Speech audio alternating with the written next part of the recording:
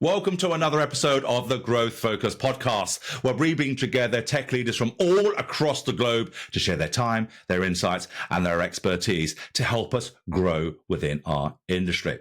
My name is Gary Lafferty, your host and founder and creator of Authority Accelerators, where we take founders into the tech industry and elevate them to authority status within their field so that they can do the choosing of their clients rather than the rat race of being chosen. Now, on this particular episode, I'm extremely pleased and really looking forward to our guest, Ari, because what we're going to be talking about today is standing out in a crowd. We're going to be talking about making sure that your face is known, networking events, how to do it properly, what not to do, and how to grow a consulting business, plus much, much more. So make sure you stay for the whole episode. Without any further ado, and that being said, Ari, it's an absolute pleasure to have you on board today. Thank you very much for your time, for joining us today.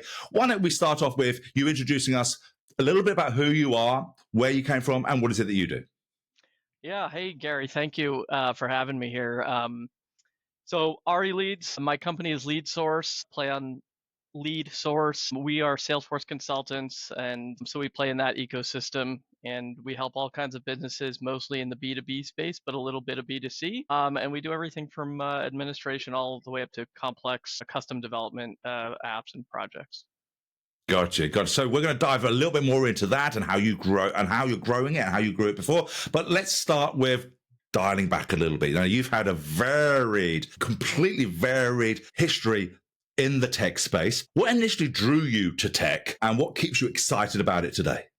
Yeah, so I was originally in the mechanical engineering space, and that's what I studied in school. But I think I was always drawn to the instant gratification, probably of the software space. And I started experimenting with it way back when I was doing drawings, mechanical engineering drawings, and thought there's got to be a better, faster way to do this, and started writing code that would crunch analytical numbers, and it would actually create the drawing. So I got to use a lot of my training in math and physics, and to produce drawings from numbers. And from then on, I was hooked, and I really moved through the software industry. Went to my first software startup, did my 100 hours a week, my sleeping on the couch, my formal training really in the software world, and I haven't really looked back. I've been kind of hooked on it since. Wow, fascinating. So this is the thing. You've had a great history in working inside companies, helping them build their companies, and then you made the shift to you. Yeah. What was the biggest mindset shift you had to have to effectively jump ship and to start your own? So I think I always wanted to, maybe even since I was a kid, do something. I was always the guy with the lemonade stand, or plowing the snow out of people's driveways. And I knew I always wanted to, but I also wanted to, I think, get certain skill sets along the way. So, I did time as like I said, a developer sleeping on the couch, but then I got into project management. I got into product management, and along the way, worked at big companies, small companies. I was at Cisco, was an example of a really big company, and just picked up different skill sets along the way, from small business owners or really great middle management leadership. And I think in 2019, which is when I started my business, I just naively thought at the time that I had picked up all the pieces that I need to finally do it on my own. And then learned that I was probably about 10% of the way there, and I'm learning the rest as I go. So, yeah, this is the key thing: is that we don't know what we don't know until we need to know it. All right, we see this from the inside. We're looking out and going, "Oh, that doesn't look too difficult. We can do that." Yeah, I'm doing it right here now. I'm just doing what I'm doing here. I just can't do it over there for myself. Until you get out there and go, "Yeah, I've got a lot to learn here." So, talking about lessons. We all know as we grow a company, as entrepreneurs, that we learn lessons every single day. It's not like open up a book, read it, and we know it. Every day we have challenges in the tech industry, especially. So you've mentioned before, when we've been chatting before, you had to go and learn some really, really tough lessons. What was the one business mistake you made that you just never do again? I would say not realizing that however you're doing in the moment isn't necessarily how you're going to be doing in the next moment. So you can't, I think this happens probably in casinos all the time. You're riding the high, you're doing great. I'm going to keep going. I'm doing great, but you don't know really what's around the corner. I mean, you can plan as best as you can, but I think my biggest lesson was when I was doing very well, I didn't realize that there was a hard period coming after that. And I don't think I planned well enough for it. Now I'm much more focused on being at the helm, not just riding the wave, but actually steering the ship, I would say, and making sure there's a plan, there's a vision, and we're not just going to accept everything that happens to be falling on our plate at any given moment. And that goes for good times and for bad times, actually. Yeah. Yeah, and that's a really, really, really important lesson to learn because, although everyone has heard the feast and famine, right? Everyone's heard the feast and famine problem that all companies have. But even though that's common sense, everyone knows it's there. It's not common practice that people deal with it, and we just get bogged down, especially in consultancy work. You get bogged down with it. Then you turn off the pipeline. You don't fill the pipeline because you don't need it. And then all of a sudden, when something ends, you open up the faucet and nothing's there. And then you have to buckle back down again. And now you're just wasting even more time while you're building it. So in part of your planning process, what are you now doing differently that ensures that pipeline is full, or to a degree at least is filled with things? So if you turn that faucet on as and when you need it, you have clients.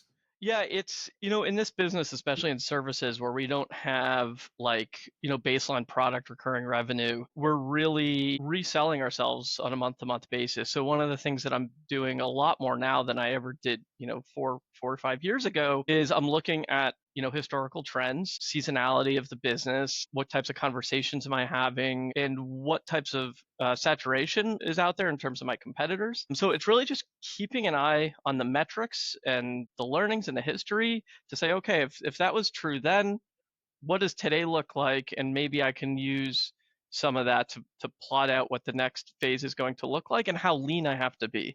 So if we're running really rich, I don't have to be quite as lean, but I have to realize that there could be, harder times ahead. And, there's certain scales of business that allow you to run either richer or leaner. So it's just paying attention to all of these metrics and understanding what they mean and planning based on what you have on your plate right now, whereas obviously with knowing what you might have to do, so it's really not just about being in the moment and riding the wave. It's really taking all the metrics of that historical stuff. And I don't know if I could do that 5 years ago because I didn't have metrics, I didn't have history, I was new at it.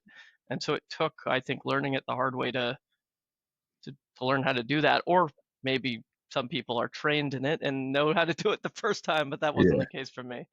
Well, it's not something you normally get out of How to Build a Business 101, looking Right. back at the metrics. And it's certainly something there's going to be people listening here today who are different rungs of the entrepreneurial ladder. Some are just starting, some have been in business for a good couple of years, and some are very, very experienced. And I can just hear them already saying, especially the newbies, like you just said, been in business a year or two, they don't really have the data to go back and look at it. So my question to you would be this. It makes so much sense to look back and look at the data and then to look forward. But when we're starting a business, you're told to never look back. You're told to always look forward. Keep your eye on the prize. Keep climbing that ladder. Don't look down. But what would your advice to people who are relatively new into entrepreneurship about making sure you do look back to collect what data you do have right from the very beginning?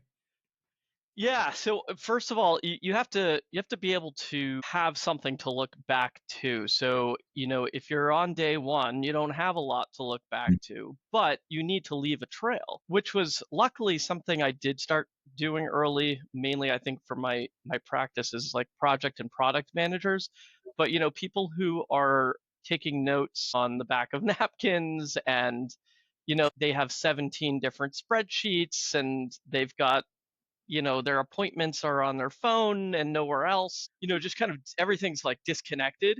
That's not going to leave you a very strong paper trail or just data trail to look back to and learn from. So I think making sure you're organized early, even if you could be a little messy, but leave a trail.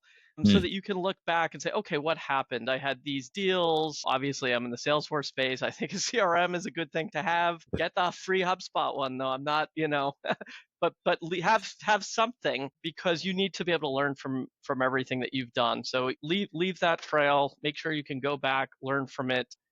You can hold yourself more accountable. You're going to have happier customers too, because you'll be on top of things, and realize everything. I learned from an old boss of mine, who I stayed really friendly with after I left, and I was going through a hard time, and I said, "What, have you been here? What have you done?" And he said, "Ari, it's a moment in time. It's a moment in time. This isn't everything. I know how you feel now, but it's just this is one speck on the whole path. So don't think that this is whole journey." Yeah, I think that's some great pieces of advice there, and just to break down a couple of those things. And I love what your boss and mentor said. In business, it is just one piece of time. One piece of time is different to yesterday, and it'll be different to tomorrow. You just got to Yeah. keep plowing through. That being said, though, I love the paper trail.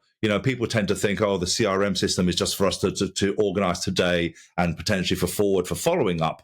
But I love what you said there about it's a paper trail for you. You can start collecting data from a very, very early one, see how it changed from day one to month to year one. Yeah. Everything is there for you to look at, and it'll just make you far more organized looking forward. So I think it's a great idea. Yeah, So the finances too, by the way, I would say. Go get QuickBooks, make sure you can look back. yeah, absolutely. Yeah. Absolutely. So Yeah. let's talk. You've mentioned a couple of times Salesforce. So it'll be a miss of me to not to mention it. There are loads of you guys out there. All right. Absolutely tons. It's a very competitive space. You're all very good at what you do, etc. And everyone's heard it. Everyone's kind of heard it looks the same. How are you standing out in such a crowded marketplace? When we all think we're different, we all believe we're different. That's what Yeah. makes us great entrepreneurs. But to the prospect out there, you're kind of all the same. Kind of heard it 30 times before. What are you kind of doing to stand out in this? It's not even a competitive field. It's a competitive field with the same product. So what are you doing to stand out above all that noise? Yeah, well, what I'll do is I'll try to convince them first off, well, maybe not convince them, but I believe that there is a lot of saturation right now in this marketplace. There's a lot, Salesforce, I would say its best attribute and its worst attribute are really the same thing, is that it's this powerful system that's very easy to get your feet wet, but really hard to master. And so I think of it as this big box of Legos, and people that go to the store to buy their Lego kit, and they see the Taj Mahal on the cover, and they go, "Yeah, I want that." And then they take it home and they open it up. This is a pile of bricks. Where's the Taj Mahal? So Hmm. that's why we have a job. Now the problem is that most people can put Legos together. A child can do it. You can even get certified to some light level of, well, I know how to build a perfect box out of Legos. And now everybody who can do that is a certified expert and consultant. But I think where I bring something to the table is I came from a background of not just product management, which is taking products to market and taking that kind of top-down approach. What is the business need and the market need? And in this case, the market is the individual customer. So it's a little bit different than looking at a total addressable market. The business need has to be the driver, not the technology. Salesforce is the canvas. It's not where the job begins. And I think a lot of people are just like, they take what a company needs as direct business or technical requirements instead of really walking them, figuring out every little gear that makes that business run. And so it's like, why do they need this? Why do they need that? And thinking very deeply about problems, not just solutions. And I think a lot of these other consultants out there, even if they have great technical skill sets, are very solution oriented. And it sounds like maybe that's a good thing, but I actually don't think it is. I think being problem oriented is a little bit better. You can over engineer things, you can build solutions in search of a problem, don't help anybody, no matter how great they are and how cool they are. Budget, deep understanding of the personal drivers of the thing that you're creating. So we take that very seriously. I take that very seriously. And, having a real software and data engineering background for many, many years before I moved fully into this space is helpful. I didn't, not to knock on a lot of great Salesforce system admins out there, but a lot of people, walked backwards into this. They were super users. They became certified admins. They wanted to become consultants. Now they're in the Mm, space. They have something to offer, but I don't think it's the same. I think yeah. we're more holistic. I think this is the key thing there. Like you said, you can be certified today. I mean, I think the latest stats that I came across when I was doing some research for a white paper was that in the US alone, there are over 410,000 independent IT tech consultants, from various sizes. But ironically, everyone seems to think they're individuals, right? So as you say, they're partially certified, but they're going out into the big world. But you are competing with 400,000 other people. That's a big thing. So that I love the analogy of the Legos, right? That is absolutely true. It doesn't matter whether it be Salesforce, whether it be IBM, whether it's Oracle. It is. They literally go, look, there's the Taj Mahal, there's Buckingham Palace, there's the Death Star. I want that. And as you say, you open it up and go, what? How do I put this together? And I just love that. But you're absolutely right, because they expect a bigger thing. That the prospects expect this outcome, and you mentioned outcome from there. But there's a lot to be said about outcome-based marketing and outcome-based sales. But the outcome only comes when there's a problem first. Find the problem first and work your way with the problem, and then the outcome comes from there. And I think it's a really, really good way of looking at it, because it's the problem people can't stand. Outcome is a desire, and the problem is the need. And if you're helping somebody with that need, then you can begin to stand out from that. And I think that's a really, really good point you've made there. So that being said, your business had a great period of fast growth, then the pullback, then some restructuring. What experience did that teach you about building a resilient company today? Again, it's back to that whole point in time thing. It is easy to get lost in sleepless nights in those pullbacks, but it's also empowering to be able to think that you can overcome these really, really big challenges. There were definitely periods where I didn't get a lot of sleep.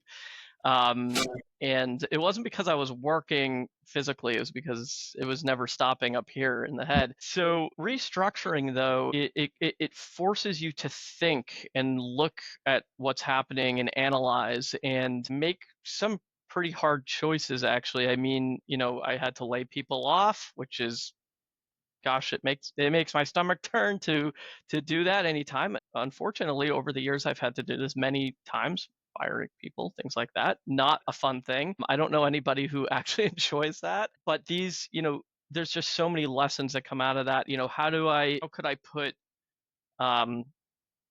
this one person whose job I have to cancel over the rest of this company that I have to support, and whose careers are depending on me to some extent at this very moment in time. So, there's a burden of responsibility, and I don't know about learning, but you get a little maybe hardened to it for sure. And you learn to make harder, as you go on, you start learning to make harder decisions, but you look at it, I think, a little bit more objectively. What's the greater good? What outcome am I trying to get? And you start really refocusing on your goals again. So the lessons, it's like, just keep going and keep focusing on forward. Don't obsess over what has gone wrong. You have to do a retrospective on it. You have to learn about it, but you can't let it become, a ball and chain. You have to continue to refocus and learn and listen. And hopefully you have some coaching and some mentorship. Doing it alone is, I don't think, a good idea. Yeah, I think absolutely, because you got to someone come out of that bubble sometimes, and that there is this bravado that we can all do it by ourselves, but sometimes just having some guidance, at the very least, a sounding board. A sounding board, yes. Just get it out there and just see if what you're doing is right. Because, like you said, when you're doing your bounce back, when you're coming back, you're going to attack things at a slightly different way. And we're going to dive a little bit into that in a minute. But obviously, you're going to be looking at your business slightly differently, and everyone thinks, oh, just because you had one setback and you're back on track now, all's rosy. But that's not the case, is it? So do you mind sharing us what is one of the biggest challenges you're having to deal with right now when it comes to revenue growth? Yeah, it is consistency. This is a services business, and I was reading this book, and I wish I could remember the title for you, but I'll try to remember by the end of this conversation. And it was all about services and how to change services into a recurring revenue business. And actually, a lot of marketing companies are quite good at this, but I think IT services is a little more challenging. But it's like you're reinventing. You're starting your business over every month. Every month you have more and more sales. So you have to close the next project. You're trying to get. Okay, wait, Gary, you're gonna have to ask me the question one more time. I've lost my train of thought. So not a problem at all. So when it comes to revenue generation, that challenge never goes away. Thank It you. never Yes. goes away. It's always with us no matter what, right? Yes. So what is the biggest challenge you're having today when it comes to revenue generation? Yes. Thank you for getting me back on track there. So it is the realization that you do have to keep selling every month. So one of the things is we're trying to find that flywheel of what can we put at our core to create something more like a recurring revenue model. We would love to increase our base of recurring revenue by offering things like managed services. So trying to be creative about your offerings, constantly thinking about the reasons it's challenging, not just the fact that it's challenging. So the reasons some types of our services are challenging are, if I buy something that says, oh, I can do, a lot of businesses would say, well, if I spend $100 on a piece of software, it's going to help me take 10 hours of work and shrink it into 1 hour. Most companies would say, deal, 10 hours for $100, that's incredible. But for a services business like mine and many others, you're going, wait a second, I'm spending money on the software.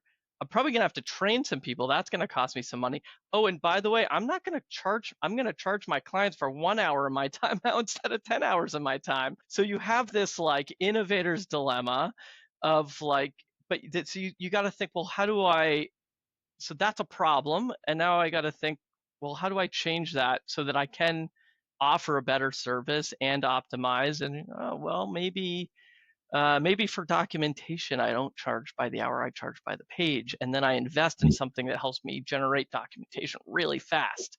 And so now for 10 pages, I'm charging $1,000, but it's only taking me 20 minutes. Which, by the way, I don't do, but it's something I have thought of and I've tried to do, but it's in the works. Things like that are in the works. That's just an example of, when it comes to revenue generation, constantly being creative, test the market. You have to experiment with it. And I think I learned a lot of that actually as a product manager. Put things in front of customers, see how they react, see how the market responds. Say, people really like this. They're willing to buy this. They're willing to pay for this, and start, it's like A/B. I don't know. I'm sure a lot of the viewers know what A/B testing is. You version A, version B, keep two variables. One of them wins, one of them loses, replace the loser with another one of those wins, and constantly improve. So I think experimenting, staying really vigilant, shaking hands and kissing babies, the whole Let's political talk trail. about shaking hands and kissing babies, right? Being a Brit, I see the Royals do that all the time, right? They're going out there, and all the kids are lined up with their flowers and their flags and whatnot, and that's what they do. But let's get back on track, because that's just the vision you gave me when the picture I came up with. So apart from the traditional sales and marketing, you've mentioned to me, before that you put a lot of importance on in-person events and networking. You make sure that you're the face out there. You're the one that's shaking the hands, not necessarily kissing the babies, but you're making sure that you are the face out there. What is your approach in turning these conversations, these in-house events, these networking events into potential clients and leads? It's really just the FaceTime and taking interest in them in person. There's a huge benefit to sitting down with somebody in a conference where you're sharing a table for lunch with complete strangers potentially, and just having a conversation, taking an interest in them and letting them discover you in the process. And usually, when you take an interest in somebody, it has a magnetic effect.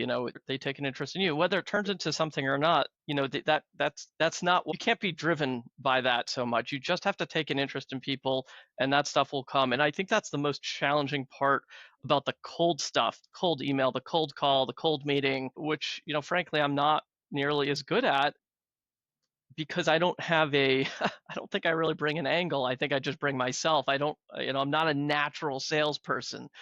Um, but I can sit down with somebody at lunch and have a conversation, and I've Mm. noticed that that works more to build trust. They see you more as a human being, unless as just a sales figure on the other side of the phone or the email. And you constantly take that interest, and enough people will swarm around you and say, "Oh, you know what? If you do that, I gotta introduce you to this person," or "I want you to, can you take a look at something for me?" And you're Mm. just kind of building the trust. You're almost like a friendly neighbor whose shovel they're borrowing at that point, versus somebody who's pitching them on service. So I find that it yields much better results, and it's something that I've learned definitely the hard Mm. way with, trying everything, I think. Well, I do think there'll be people listening here who's going to feel that internally, because especially in tech, they're not very good at coming out in the pipeline, into the spotlight.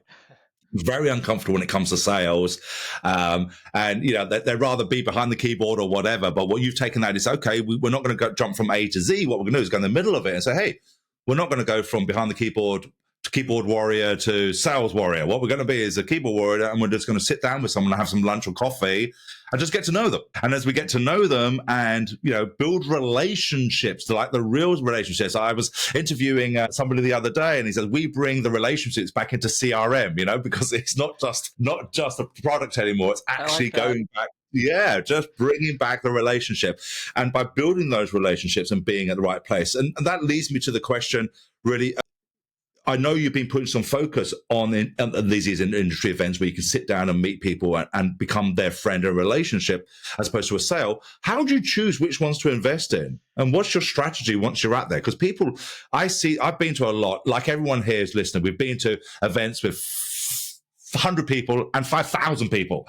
How do you know which ones to go to, and what's the strategy Yeah, that so you use? obviously there's a budget component to this. Like, not every event is within budget. It's expensive. You're buying airplane tickets and hotel rooms and food, and if you have to, you're treating people to food. So you do have to be mindful of all of that. But I'm usually looking for ones that are they're very focused on, I'd say, the business application owners. At least that's for me. So I'm finding who are the people that I would be speaking to every day as customers. It's very easy to land into a conference where it's like everybody's like there is like me, and they're all my competitors basically. It's very easy to land in that. So you kind of have to think about, like, all right, if I'm going to a developer conference, I'm probably not speaking to a lot of customers. Probably not. If I'm going to a conference that's run by Salesforce themselves, okay, maybe there's something to learn. Maybe if it's a really big one like Dreamforce, which I just went to this year, which is like, 60, 70,000 people in San Francisco all at once. Well, the audience is so big, it's like you kind of have to go and see what you can, see what you can learn there. But then those kind of middle ones, I like the community events the best, the ones that are not Salesforce sanctioned in our space. So the ones that aren't sanctioned by the technology, but the ones that are built by the sub communities, the customers, the doers, the people on the ground. So there's like these events in our industry called Dreamin'. There's like Northeast Dreamin', there's Cactus Dreamin', and they're put on by the community, the um, not by Salesforce themselves. And what I find is that it's really the people that show up, the consumers, the app owners, the people who are working with these tools every day or whose jobs depend on these things, the people who are feeling the pain and have the wishes are showing up to these things. So community events, I think, are probably the best place to meet people, and you can make the most impact there. I've spoken at some of these. These are people who are looking up at you. I'm kind of always surprised they're looking up at me and trying to learn something. I don't know why I'm surprised by that, but when I'm in a room full of people and they're, looking up and going, "Tell us more," I'm like, "Really? Okay, let's keep this going." So those are just great places to be, I think. So you just gotta figure them out. Yeah. Great piece of advice there. So what's your top priority for the next 12 months? Let's, as I can't believe where time goes half the time. I really don't, especially when we're having so much fun. So let's talk about, you've shared some great advice, some great insights there. What's your top priority for the next 12 months? Where's Ari going? Lead Sources going? So I'd like to continue. We've restructured a lot to I would say spread risk, but also gain focus, and they seem at odds sometimes. But I'd like to continue to spread risk by having different types of clients with different types of needs. One of the things that we learned a long time ago was we had all our eggs in like ed tech, like huge ed tech customers. Now we're kind of like a little bit of this, a little bit of that. We lose if one customer drops off. It's not the biggest deal, whereas back then it was. So we're going to continue to do that, but also stay really focused on our skill sets that we have, and double down on some and expand in others. So we're going to continue to be great at developing complex solutions, because we're really good at that stuff, doing the stuff that other people don't quite have the skill sets for. But we also are going to make really strong pushes into the AI space, because how could you not? So really big on skilling up on AI and being implementers of AI, not just consumers of it. It's really big in the space. So training in AI and continuing to make sure we have a great client mix, and being really disciplined at staying at the helm, and being drivers of our own destiny, and not just passengers. I love that. I love it. Being the driver and not the passenger of your destiny. So that I think that's an absolute fantastic place to finish on, because, if they're going to take that away, be the driver. Don't be the passenger in life. Know exactly where you're going. So, Ari, if people want to get hold of you, they want to learn more about what you do, or potentially get you to work with them or whatever, what's the best place to get hold of you?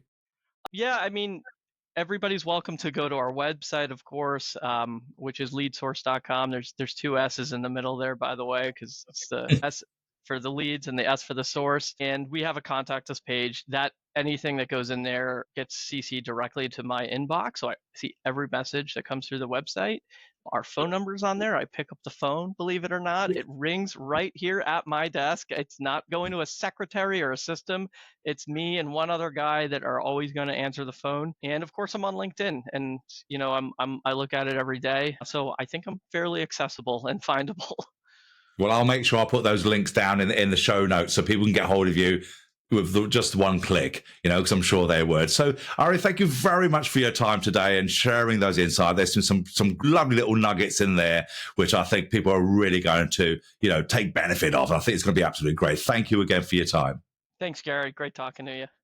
And to you too. And ladies and gentlemen, thank you for joining us for another episode of the Growth Focus podcast. And if you've taken anything, make sure you like it and put some comments down there so other people can learn from it as well. But more importantly, please make sure you share. If you've taken some value from this, you probably know someone else who can really get some great value to help them in their career, them in their business, and their growth. So make sure that you share this episode and other episodes with all the other leaders as well. So until next time, thank you very much for joining us. Keep striving, be profitable, be safe. See you all soon. Bye-bye.